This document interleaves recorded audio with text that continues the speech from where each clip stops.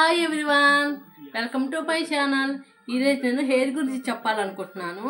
మన హెయిర్ ఇంత ఉంది కదా, చాలా థిక్గా ఉన్న బాగా ఎక్కువ వాల్యూమ్ లాగా పెరగాలంటే, మన హెయిర్ పెరగాలన్నా కానీ మన హెయిర్ ఎక్కువ వాల్యూమ్ లాగా ఎక్కువ అంటే జుట్టు లేని వాళ్ళకు కూడా జుట్టు ఉన్న దానిలాగా కనిపించాలని నేను ఒక ప్యాక్ చెప్తున్నాను. బాగా చూడండి.